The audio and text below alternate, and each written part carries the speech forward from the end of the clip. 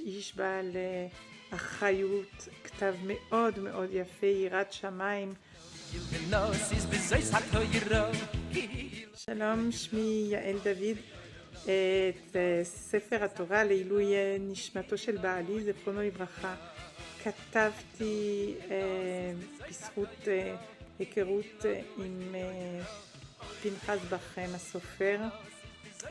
ממש איש בעל אחריות, כתב מאוד מאוד יפה, יראת שמיים, עמד ביעדים, אין על מה לדבר. הספר כל כך יפה שהבעל קורא התפלא שבסוף כל שורה יש את הרווחים הנכונים והוא לא נלחץ, ורואים שהכתב היה ממש שקול.